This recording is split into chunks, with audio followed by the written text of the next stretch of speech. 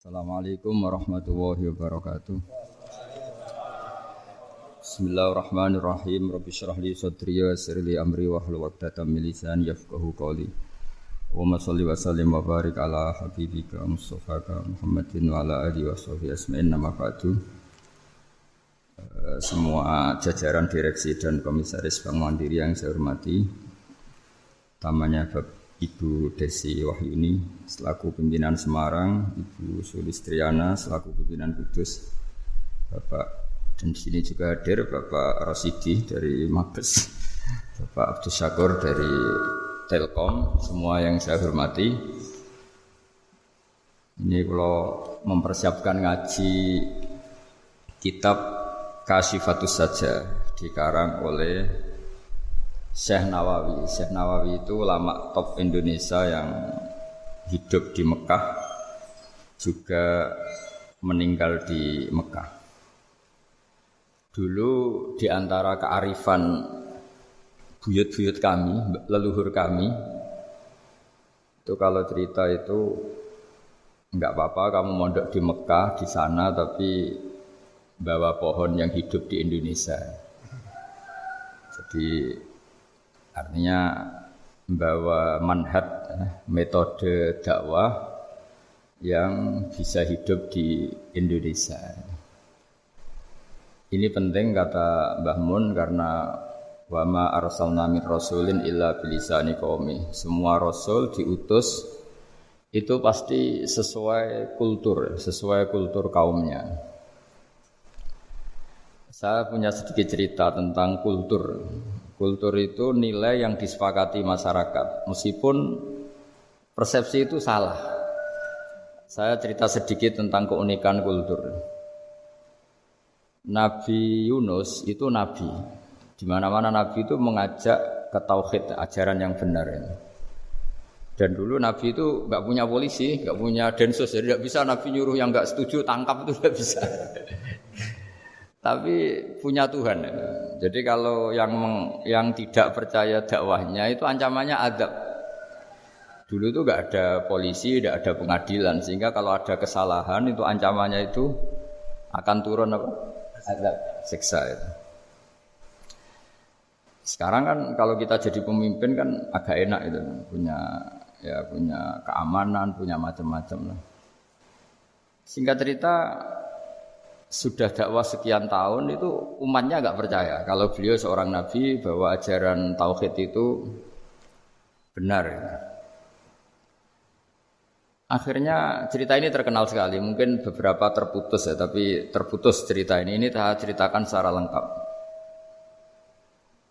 Terus beliau cerita, ini waktu sudah lama saya dakwah, sudah lama saya sosialisasi itu tentang kebenaran, Anda tetap enggak iman ini. Ini 3 hari lagi pasti ada adab. 3 hari ada adab itu delalah masyarakatnya tuh kepikiran. Jangan-jangan iya itu. Nah, ketika jangan-jangan iya itu diintip, rumahnya Nabi Yunus itu diintip. Ya agak aneh. Diintip delalah orangnya enggak ada. Enggak ada itu kalau Quran bahasakan abaqa itu minggat. Minggat itu pergi enggak pamit. Itu bahasanya abaqa itu minggat. Meskipun kita tidak mungkin membahasakan Nabi itu minggat, tapi dibahasakan tindakan kan tidak mungkin karena agak pamit itu. Jadi harus dibahasakan minggat itu. Quran sendiri dibahasakan abaqa. Nah, cara berpikir masyarakat gini, kalau kampung ini mau dibalik sama Allah, mau ada adab, logikanya yang tahu akan ada adab itu pasti sudah pergi. Padahal Nabi Yunus pergi ini bukan karena takut adab, mangkel. Nyai suwi gagal seminggat ya kan gitu. Jadi ada kiai minggat itu ya ada dalilnya, karena dulu itu kalau mangkel itu suami mangkel istri itu ya harus minggat, istri harus minggat. Dulu itu ya boleh, maksudnya boleh itu ya kalau darurat ya minggat sedikit lah, ada enggak apa-apa. Nah, Nabi Yunus itu minggat tadi abaqa itu. Abaqa itu kalau dalam bahasa Arab pergi enggak pamit ya. Kalau orang Jawa bilang minggat. Kalau itu sebenarnya saking mangkelnya, saking emosinya, beliau akhirnya meninggalkan kaumnya tanpa pamit. Tapi kaumnya itu menjadi tahu bahwa ini serius Yunus. Buktinya dia agak berani di kampung. Berarti mau ada adab betul itu. Dan efek positif dari teori itu, teori kultur tadi. Kalau ada azab pasti dia pertama yang lari. Kayak dukun itu. Kenapa kita tidak percaya dukun nomor itu? Itu kan paling yang minta nomor dulu ada SDSB itu. Forecast itu kan paling salam template-nya kan 100.000. Padahal dulu forecast itu berapa? Kalau menang. Kan miliaran ya, juta. Itu untuk kultur kita agak percaya dukun kan ngapain ngumpulin uang 100.000 kalau dia tahu nomornya kan mendingan tombok sendiri gitu. Itu kan. Jadi orang itu mesti punya teori umum untuk membenarkan sesuatu atau membohongkan itu. Akhirnya umatnya Nabi Yunus itu iman. Iman itu artinya percaya kalau ini tidak main-main. Buktinya Nabi Yunus gak berani di situ. Akhirnya mereka tobat. Saat itu juga mereka wiridan di lapangan. Terus semua kesalahannya diselesaikan. Sampai ada rumah yang sudah dibangun permanen karena di tanah tetangga. Dirobohkan saat itu juga. Bahkan ada batu yang dulu nyuri, 1-2 batu yang dulu hasil nyuri, saat itu juga dirobohkan, dikembalikan sama yang punya. Hari itu semua kedoliman diselesaikan. Ini penting saya utarakan, jadi tobat itu tidak hanya istighfar. Kalau istighfar ribet, tobatnya orang punya utang terus istighfar gitu kan ribet. Kan ribet itu. Ada punya utang terus minta maaf itu kan ribet itu. Harus diselesaikan itu. Tobat. Tobat diterima sama Allah. Batas akhir finish dari harusnya ada adab misalnya Senin, Selasa, Rebu, harusnya Rebu itu sudah kena adab, ternyata Rebu itu tidak kena adab. Nabi Yunus sebetulnya juga penasaran kampungnya itu kena adab tidak? Dilihat dari jauh ternyata tidak. Tambah kecewa dia. Gitu. Wah ini saya kalau pulang pasti dibunuh karena saya dianggap pembohong. Di masyarakat situ ada aturan siapa yang bohong dibunuh, padahal Nabi Yunus mengumumkan nanti Rebu ada azab. Kira-kira gitulah. Ternyata Rebu itu tidak ada azab, makanya dia sudah di batas kampung kembali minggat lagi karena nanti pulang pasti dibunuh karena dia dianggap bohong. Ya akhirnya masyhur itu, terus dia ikut nelayan sekenanya, yang penting lari dari kampung, ikut nelayan sekenanya.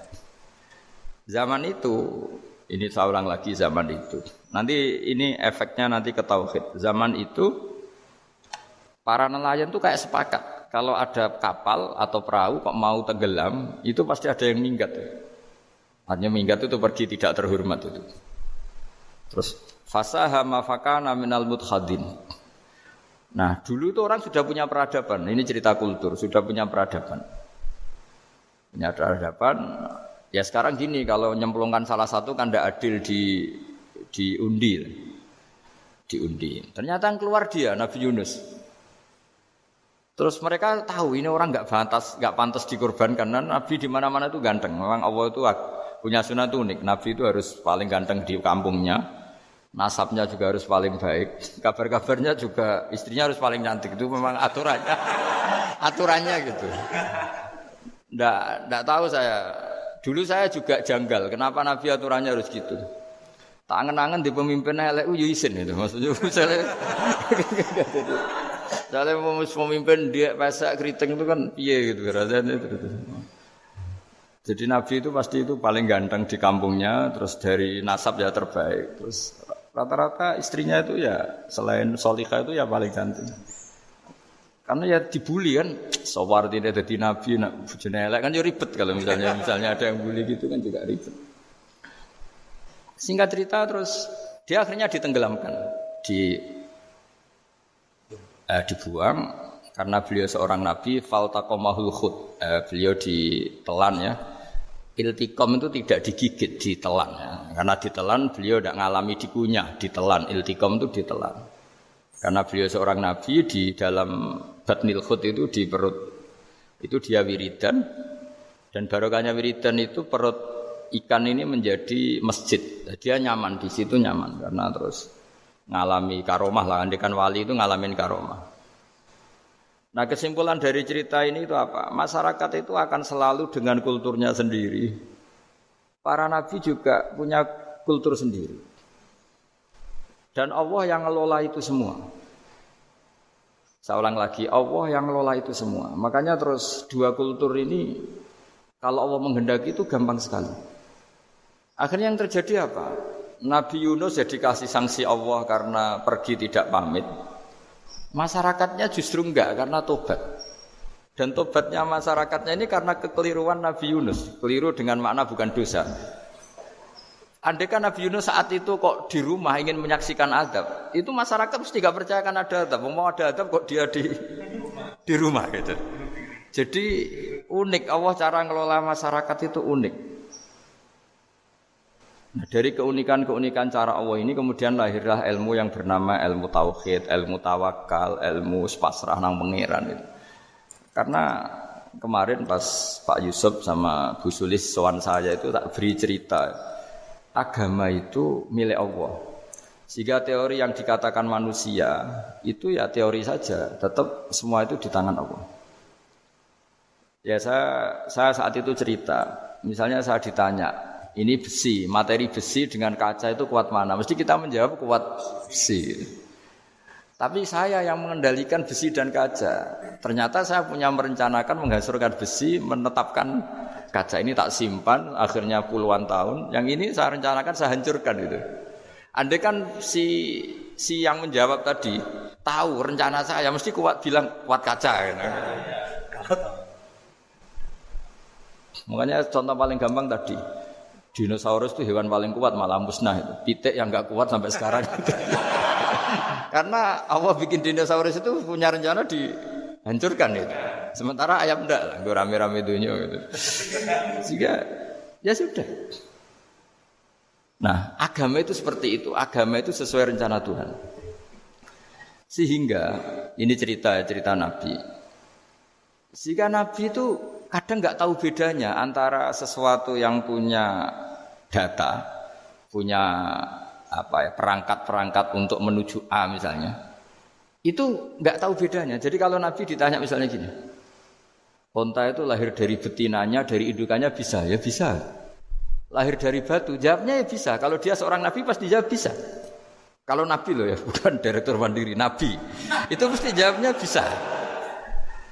Jadi kalau Nabi ditanya, mata air itu keluar dari bumi kedalaman 7 meter, bisa.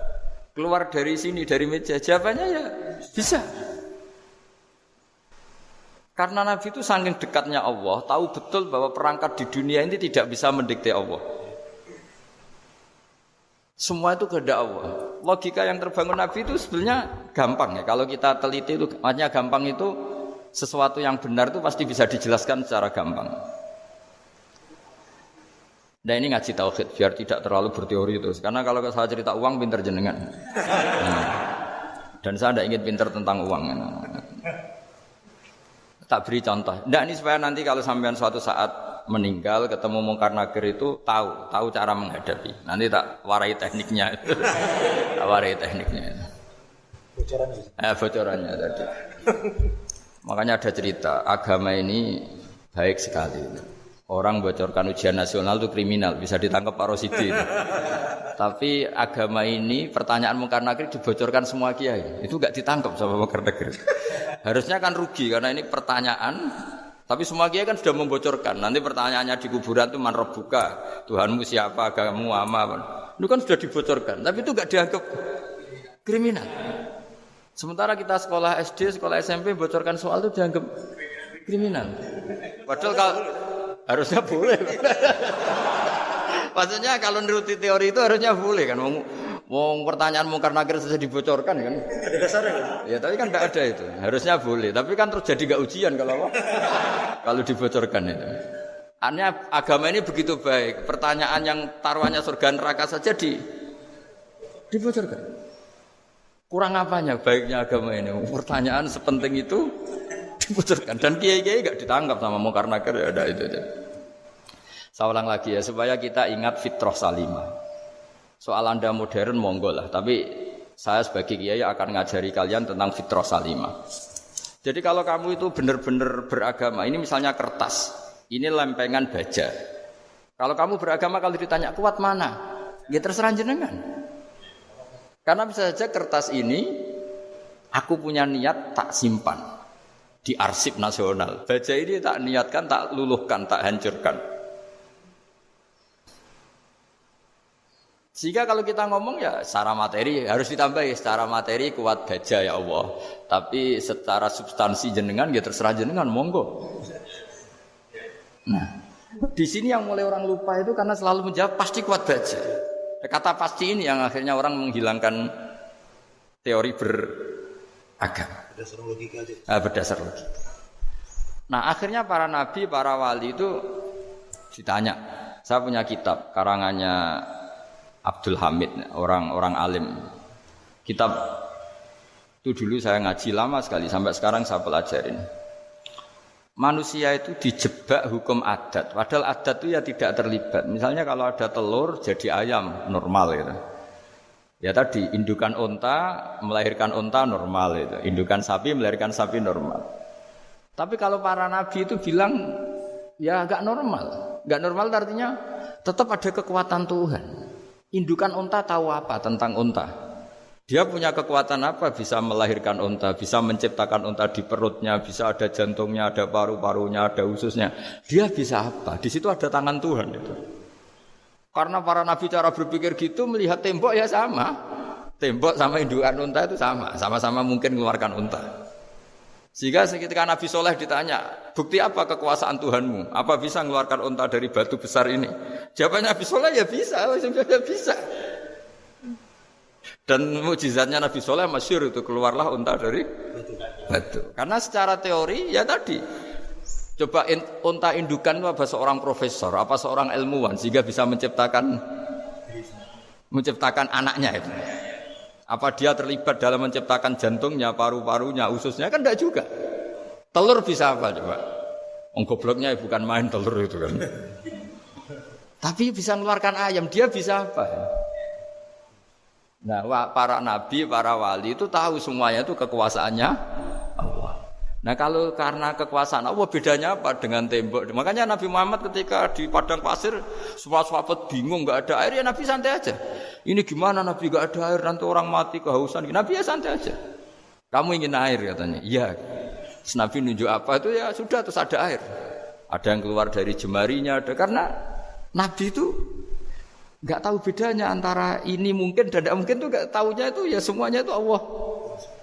Kalau kamu kan enggak, wah daerah gini enggak mungkin ada air. Ini kan padang pasir.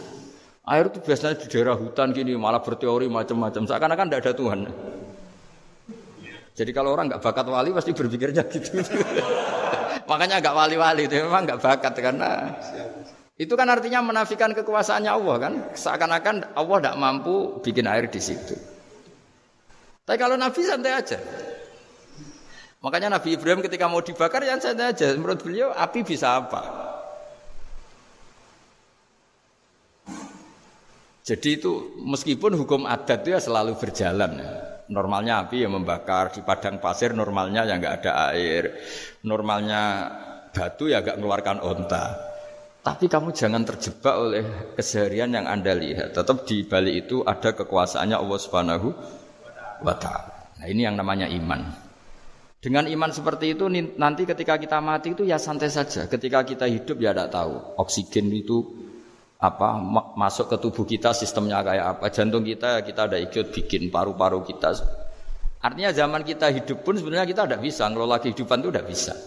Nah kalau sama nggak bisa nanti setelah mati juga tidak bisa. Ya sudah ketika kita hidup yang ngelola juga Allah, ketika mati juga yang ngelola. Bedanya apa? Ini di sini terus kita dilatih inna sholati wa nusuki wa mahyaya wa mamati lillahi rabbil alamin. Tapi kenapa kita ragu terhadap kehidupan setelah kematian? Karena ketika kita hidup seakan-akan kita tahu cara hidup. Makanya Allah itu tersinggung betul ketika ada orang merasa bisa ngelola cara hidupnya. Makanya kata Allah kalau gojlok orang-orang yang kepedean itu, kalau kamu top, jangan mati. Itu falaula in kuntum ghaira madinin tarji'unaha in kuntum shadiqin. Kalau kamu merasa top itu jangan mati. Di mana-mana mati itu tidak top. Falaula idza balaghatil khulqum wa antum khina idzin tanzurun. Mbok ketika nyawa kamu sudah sampai kerongkongan, kamu tarik lagi supaya kamu tidak mati. Mati itu tidak top. Katanya kamu top kok mati. Jangan mati. Kalau top itu jangan mati, jangan miskin, jangan tua, jangan jadi jelek. Pokoknya top terus gitu. Itu digosok sama apa?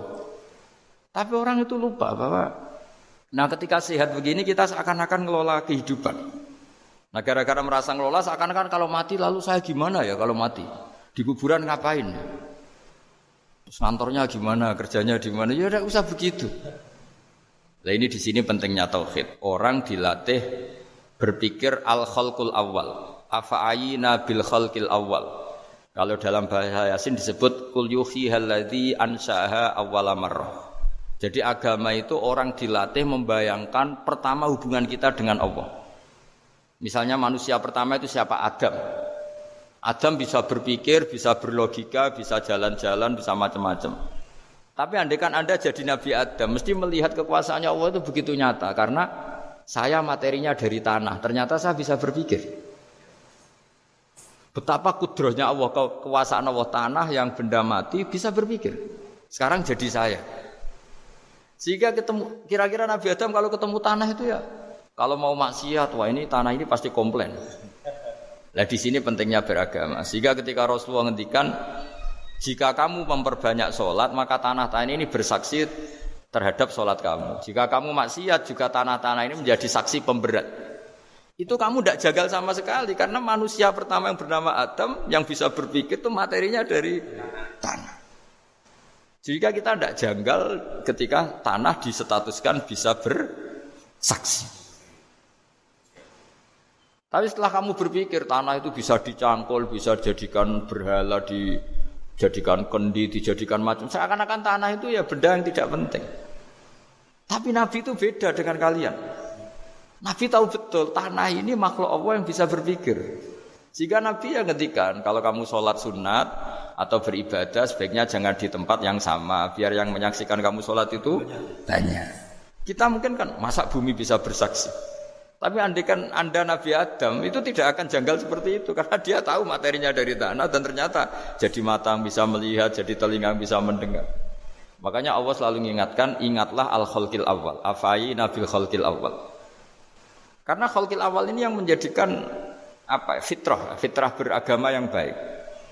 Sehingga ketika orang Yahudi bilang enggak mungkin Nabi Isa itu enggak anak zina, wong ibu kok tanpa bapak, anak kok hanya ada ibu tanpa bapak. Allah cara menjawab, inna masalah Isa intawoy kamasali Adam. Jika kamu protes ada Isa karena tanpa bapak, ya protes dengan Nabi Adam, tanpa ibu tanpa bapak.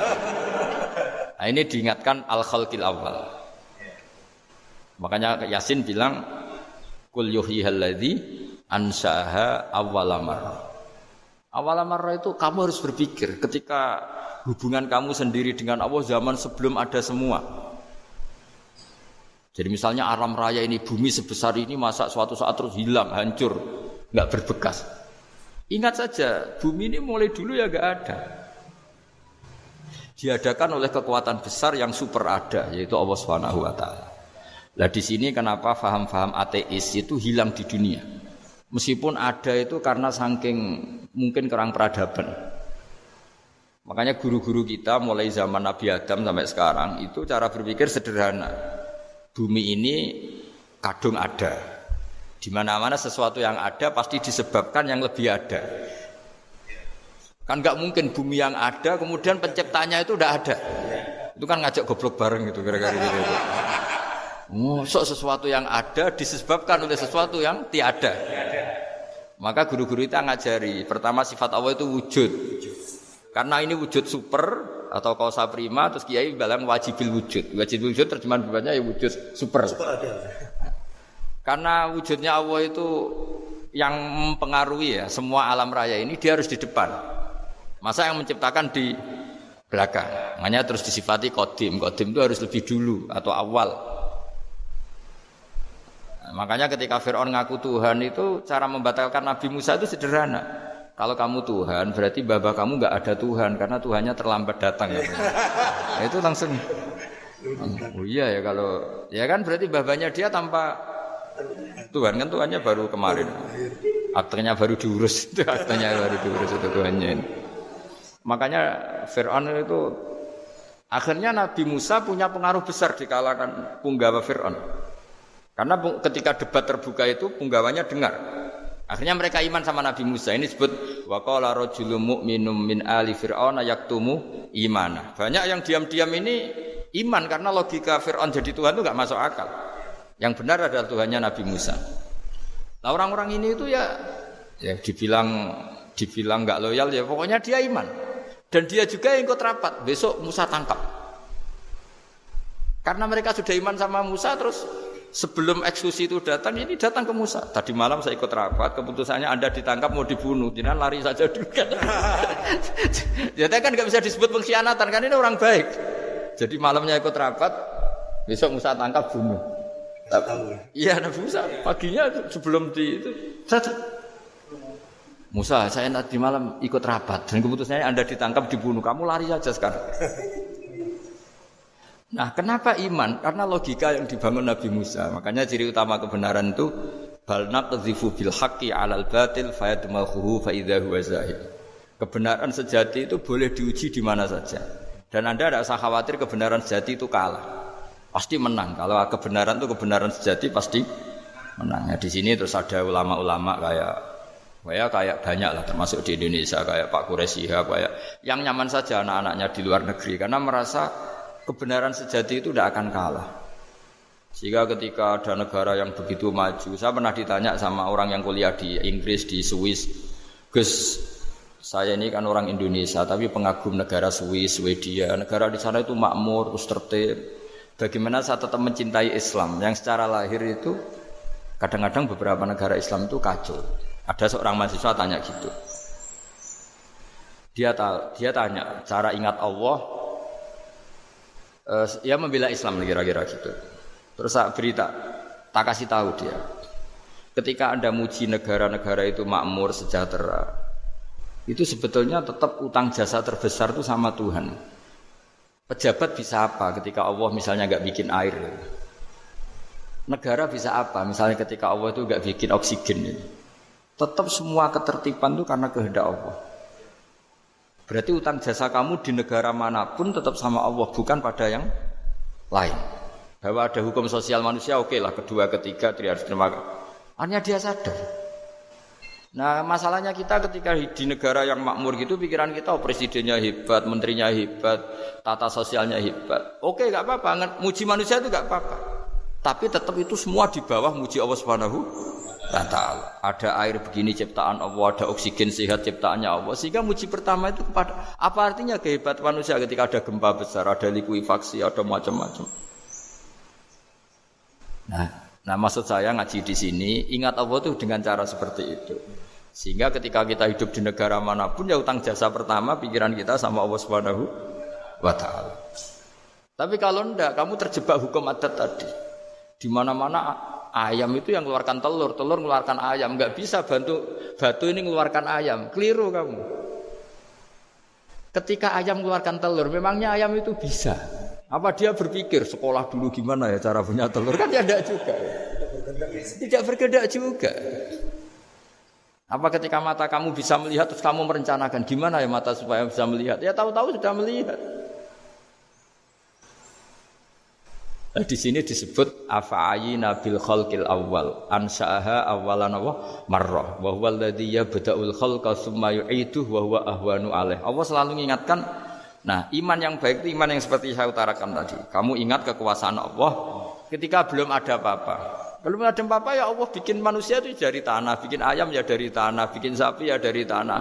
Bahkan semuanya dari ketiadaan. Nah, dengan iman seperti itu, nanti kalau kamu ngaji hadis, Nabi bisa mengeluarkan air dari apa? Dari jemarinya. Terus Nabi Ibrahim dibakar gak apa-apa. Nabi Soleh bisa mengeluarkan unta dari batu besar. Nabi Musa bisa menyibak laut hanya dengan tongkatnya. Itu semuanya kamu tidak jangka. Karena tadi ingat bahwa kekuasaan Allah itu tidak terbatas. Itu cara iman yang benar. Sehingga nanti ketika kita mati juga gitu. Ketika kita hidup ya tidak bisa ngatur jantung kita, paru-paru kita. Pasti sama lah. Setelah kita mati juga tidak bisa ngatur. Yang hanya ngatur Allah Subhanahu wa ta'ala. Hidup kita dalam kendali Allah, mati kita dalam kendali Allah. Ya sudah, terus kita mati ya nyaman saja. Saking nyamannya itu orang-orang soleh kalau mati itu jarang berdoa. Bukan karena apa-apa. Kalau berdoa itu resikonya kan gini, mustajab ndak ya, dikabulkan ndak itu. Itu menjadikan setan punya peluang masuk diganggu. Makanya ajarannya Nabi mangkana akhiru kalamihi la ilaha illallah wa fi riwayatin Allah dakhalal jannah. Jadi kalau mau mati bersaksi saja. Sudah ini enggak saatnya berdoa, saatnya bersaksi. Makanya hanya disuruh bilang Allah, Allah, Allah. Dan supaya ini menjadi akhir kalimat. Sehingga nanti keren lah. Ketika ketemu Allah, apa akhir kalimat kamu yang kamu lafadzkan Allah, Allah. Sehingga di kitab-kitab diterangkan ketika orang tua kamu mau mati sudah bilang Allah, jangan tanya catatan hutang di mana ya. Tabungannya di mana ya? Terakhir jawab mandiri terus mati lah. Gak boleh ditanya lagi. Sekali ditanya nanti akhir kalimatnya mandiri. Nah, itu gak boleh. Jadi sekali sudah bilang Allah jangan ditanya lagi. Pak, tabungannya di bank mana? Gak boleh. Bahayanya sekali jawab mandiri terus mati berarti akhir kalimatnya itu ya mandiri. Makanya harus akhir. Jangan nanti statusnya itu mangkana akhiru kalami, memang akhir dari yang dikatakan itu kata Allah. Nah sebetulnya teks hadis itu la ilaha illallah. Ini pinternya Kiai Jawa. Lagi-lagi kembali ke kultur. Kiai Jawa itu kiai yang bisa modifikasi kultur. Sebetulnya kalimat hadis itu yang masyhur, itu yang populer itu la ilaha illallah. Tapi Kiai Jawa itu dan itu ngikuti kitab-kitab Arab juga, kitab-kitab. La ilaha illallah itu resikonya tinggi karena di situ kan tiada Tuhan yang berhak disembah kecuali Allah. Ada kata la ilaha ini. Nah, takutnya pas la ilaha sudah mati. Nah, karena itu ada resiko la ilaha gak khatam, berarti tiada Tuhan. Nah, sehingga karena ini dianggap riskan. Ya, terus Kiai Jawa ngajari sudah lah, enggak usah kepanjangan ya, sudah Allah, Allah. Jadi itu sudah agak-agak rekayasa lah, agak-agak istihad gitu. Maksudnya istihad itu sebenarnya teks panduannya itu la ilaha illallah. Teks panduannya. Tapi kiai-kiai itu tentu yang paling tahu tentang kehendak Nabi karena nekuni ilmu itu lama sekali. Kita ngikuti cara-cara ditentukan para kiai. Karena tadi la ilaha illallah itu kan ada kalimat yang tadi ya, tiada Tuhan kan. Nah, kata tiada Tuhan ini yang dianggap riskan kalau enggak khatam. Daripada potensi itu terus kiai-kiai ya agak-agak improvisasi lah. Itu memang ya sudahlah Allah, Allah, Allah. Nah, supaya itu menjadi akhir kalimat, ya saya ulang lagi menjadi apa? Akhir kalimat. Setelah itu kata kitab-kitab jangan tanya hal lain. Ya, sekali ditanya nanti dia akan ngelafatkan hal lain itu. Ya tadi misalnya tabungannya di mana gitu. Kan mesti jawab sini. Nah, yang ribet kalau wong kuno itu ning laci, ning sorogan. Berarti kalimat terakhirnya ya laci sorogan itu. Nah, sehingga terus itu pinternya guru-guru kita. Jadi saya ulang lagi ini yang terakhir saya pesen, latihlah iman seperti imannya para ulama, para aulia, syukur-syukur yang dekati imannya para nabi. Itu cara berpikir itu al-khalqul awal. Afa'ayina bil khalqil awal.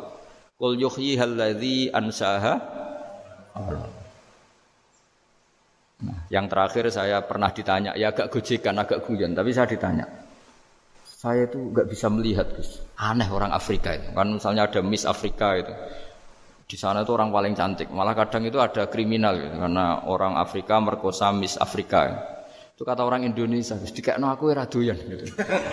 Itu kan.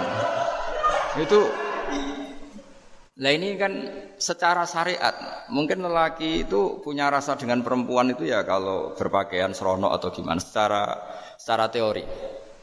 Tapi sebetulnya oke itu benar. Tapi sebetulnya ada ansaaha awala bar. Orang Indonesia itu didesain enggak suka orang Afrika. Orang Afrika ya didesain enggak suka orang Indonesia. Sehingga orang-orang Afrika kalau melihat orang Indonesia yang paling cantik mungkin ya iskal.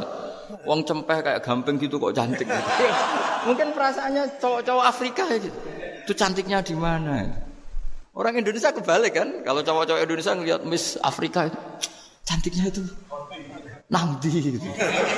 Kok sampai ada pemerkosaan tuh apa itu? Nah itu menunjukkan Allah yang Maha Kuasa. Allah itu mendesain gennya orang sana.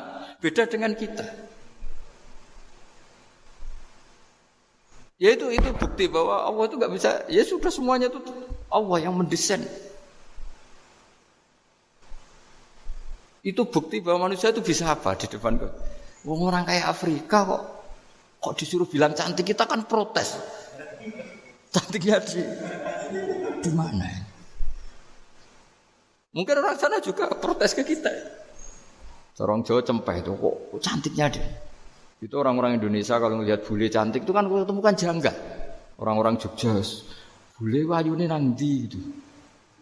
Kulitnya gitu kan sama mereka juga bilang kita mungkin seperti itu. Itu namanya didesain ansa'aha awal apa? Marrah. Sudah memang desainnya seperti itu. Nah di sini supaya kita ingat. Nah, ingat bahwa hati juga gitu. Ketika kita cinta istri itu janggal betul kalau terjadi konflik. Tapi kalau sedang konflik itu janggal betul terjadi perdamaian. Nah, lagi mau ngangkel itu ya problem betul.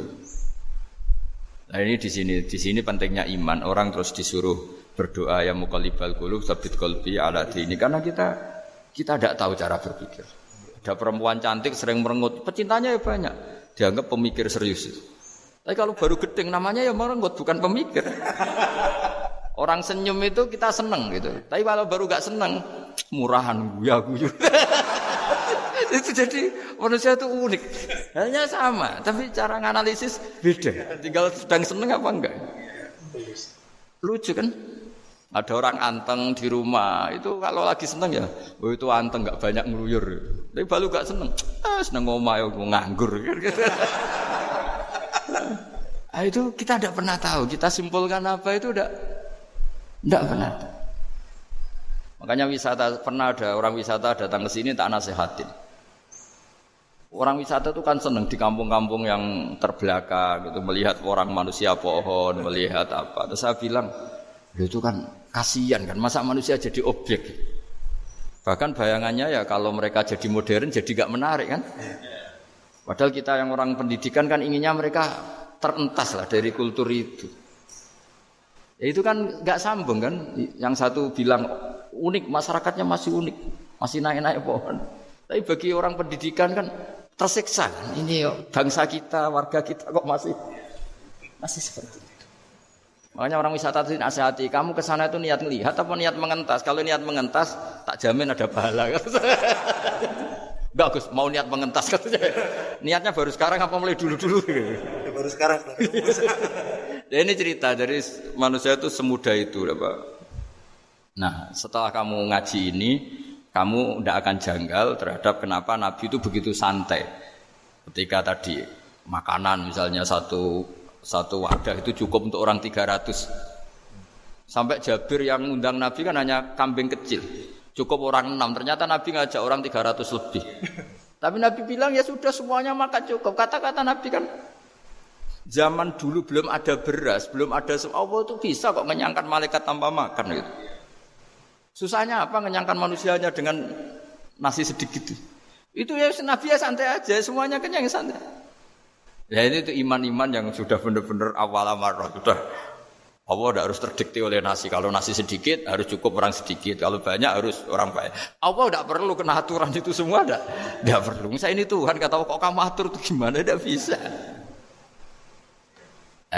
Pak Bakar hanya ngaji ini insya Allah Anda setelah baca mukjizat, keramat itu tidak istilah. Ya saya kira demikian. Assalamualaikum warahmatullahi wabarakatuh. Waalaikumsalam warahmatullahi wabarakatuh. Terima kasih sekali Gus Baha atas tausiahnya. Terinfo dari panitia ada ratusan pertanyaan Gus.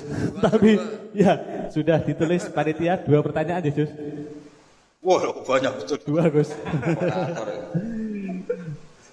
Baik, saya bacakan langsung 2 atau satu-satu Gus? Langsung 2 aja. Baik, pertanyaan pertama dari Pak Andi, perwakilan dari Blora Gus. Perkembangan sekarang ini banyak penceramah yang muncul, namun terkadang terjadi perbedaan pendapat di antara mereka. Sehingga umat yang baru belajar agama seperti kaum milenial menjadi bingung harus mengikuti pendapat ulama yang mana. Bagaimana menyikapi hal tersebut, Gus? Pertanyaan pertama. Pertanyaan kedua dari area Solo, Gus. Dari Ahmadi Nugroho. Bagaimana cara kita berbakti kepada orang tua yang sudah meninggal, di mana semasa hidup orang tua kita pernah meninggalkan sholat? Pernah meninggalkan? Pernah gampang. Ya. Kalau sering gitu. Pertanyaannya, apa yang harus dan sebaiknya kita lakukan sebagai anak Gus? Enggak Gus. Yang ngaji di sini itu banyak ya, mulai yang nekuni bisnis apa saja lah, termasuk yang di Grab ya, termasuk Pak Polisi kadang yang ngaji terus ya nggak apa-apa.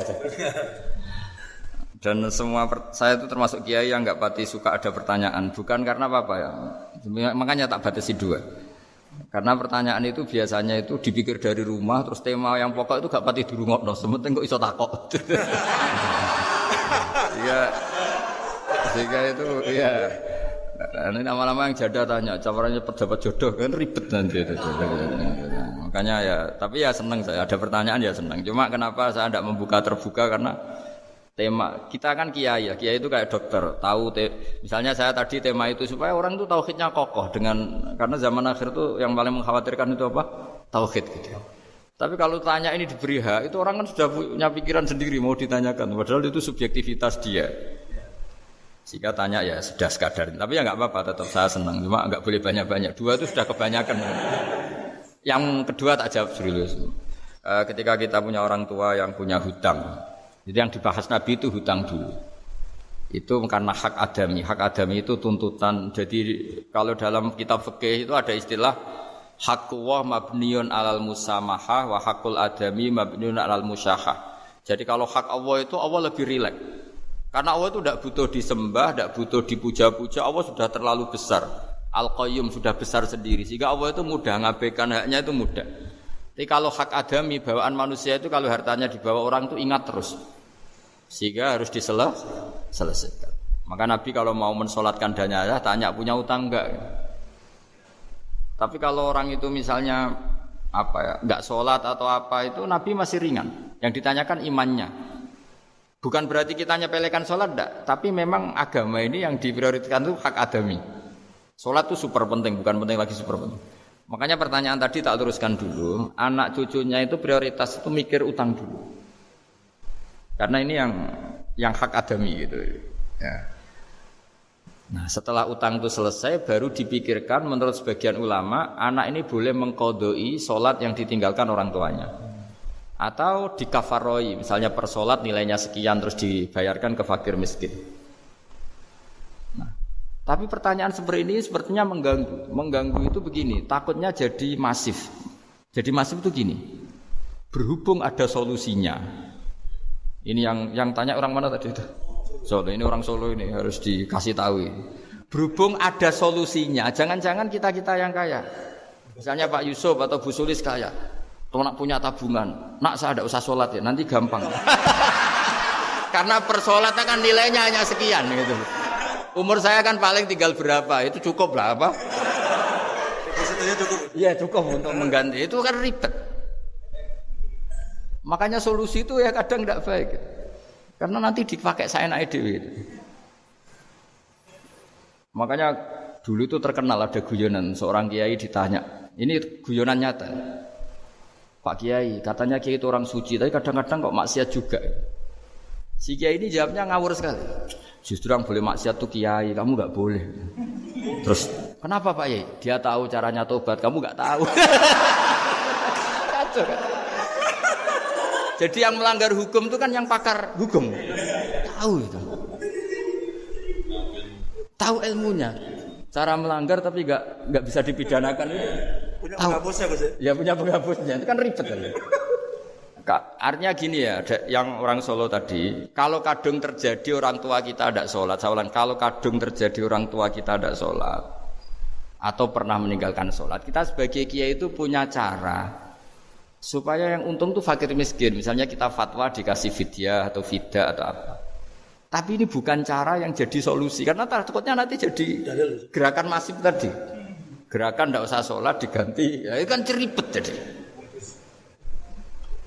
Tapi kalau sampai ingin berbuat baik sama orang tua yang nggak pernah sholat, saran saya satu hak adamnya selesaikan dulu. Karena memang dalam syariat Islam nomor 1 itu hak masyhur itu kan ketika ada jenazah Nabi itu nggak tanya orang itu sholat nggak, dan tanya kan punya utang nggak gitu. Sehingga kalau di kampung-kampung di mana-mana kalau ngelepas jenazah kan kalau ada hak adami diambil alih keluarga supaya mayit ini ketemu Allah tanpa ada hak adami kan gitu, semuanya kan ya kan yang diselesaikan kan adami dulu, utang piutang itu tadi. Ya gitu ya. Jadi tidak semua solusi itu baik karena takutnya tadi loh, apa? Jadi gerakan tadi. Makanya kita jadi kiai sering bingung gitu loh, karena mau gak fatwa itu ada yang tanya, mau fatwa takutnya tadi. Misalnya kita kan paling umurnya tinggal berapa, dihitung saja per sholat terus bilang ke anaknya, nak saya tidak usah sholat, nanti ini aja bayarkan itu. Kan jadi ribet. Nah, yang pertanyaan pertama tadi tentang apa? Yang bedanya ini Gus, penceramah-penceramah. Menceramah. Itu agak provokatif. Beda itu ada dua, beda karena bodoh. Nah, itu memang harus kita tinggalkan. Yang beda karena bodoh. Ada beda karena rumus ilmu. Itu harus kita hormati. Saya punya sekian bukti beda ya kalau karena bodoh tentu kita tinggalkan. Tapi kalau karena rumus ilmu yang beda, misalnya gini. Saya kiai yang lama di kota. Saya kan lama kerja di Jogja. Mungkin perasaannya orang kota itu kalau ketemu tetangga, misalnya saya kiai. Udahlah kalau ketemu tetangga itu gak usah tanya. Ya kalau ketemu biasa aja, tidak usah tanya, tidak usah ramah, biasa aja. Itu mungkin bagus nasihat itu di kota, karena kalau di kota itu ketemu tonggo takok badhe tempundi mau kemana itu ganggu privasi. Sehingga bagian dari kebaikan baik sama tetangga ya jangan tanya, karena itu ganggu apa? Privasi. Tapi kalau di kampung dianggap sombong kan nggak tanya. Nah hal-hal seperti ini itu perbedaan karena ilmu. Memang di kota kulturnya seperti itu, di kampung seperti ini. Nah itu bukan perbedaan karena kondisi muqtadul hal. Memang kondisinya berbeda. Ya kondisinya apa? Berbeda. Misalnya saya sebagai kiai kan bayangkan kiai itu suka lah ngaji ibadah. Terus kamu karena orang kota sukanya pizza terus Gus, sini Gus ayo naik makan pizza bareng kan saya malah terganggu. Kamu niatnya hormat tapi ganggu karena sehingga dulu sahabat, ini cerita sahabat, ada sahabat yang ditanya tabiin itu generasi setelah sahabat. Sifli wajah Rasulillah, tolong jelaskan ke kami wajah Rasulillah sallallahu alaihi wasallam. Ini sahabatnya nangis. Oh maaf sekali, saya tuh gak pernah melihat wajahnya Nabi meskipun saya berpuluh-puluh tahun jadi sahabat. Juga gak pernah sowan Nabi. Saya sering jamaah sama beliau. Ditanya kenapa? Saya itu sungkan. Beliau terlalu wibawa. Jadi bentuk penghormatan sahabat ini kepada Nabi justru gak berani melihat wajahnya. Dan bukti penghormatan pada Nabi dia gak pernah sowan. Nabi itu punya anak, punya istri, punya cucu. Kalau sowan itu ganggu. Jika dia cara berpikir ya itu bentuk hormatnya. Ya itu ya sah saja dia cara berpikir ditakdir begitu. Tapi ada beberapa sahabat yang justru saking cintanya sering melihat wajah Nabi, sering sowan Nabi. Itu haknya dia cara berpikir begitu. Nah kira-kira seperti itu. Jadi perbedaan itu ada dua. Ada yang karena bodoh, itu tidak kita ikuti. Tapi ada perbedaan karena pengetahuan. Ya kalau karena pengetahuan harus kita ikuti. Karena memang itu, ya itu kan urusan sudut pandang. Dulu ketika Mekah dikuasai Sayyidina Umar, setelah Fathu Mekah dan Umar sudah kuat betul, itu banyak sahabat yang dulunya orang Mekah, itu sama Umar disuratin, cobalah kembali ke Mekah. Di Mekah itu kamu sholat di Masjid Haram sebagaimana 1000 sholat. Sekarang Mekah aman milik kamu, silahkan kembali ke Mekah. Tapi jawabnya sahabat itu enggak mau. Paling di Mekah hanya dapat pahala 1000 sholat. Tapi kalau mengislamkan orang di daerah-daerah pedalaman itu dakbul anbiya. Ciri khas Nabi itu yang membenarkan orang itu, bukan di satu tempat. Terus sampai nambahi surat ini, wa alam anal ardo lam tuqaddis ahad, dan bumi itu tidak bisa loh mensucikan orang. Abu Lahab itu orang Mekah, Abu Jahal orang Mekah, tapi tetap begitu.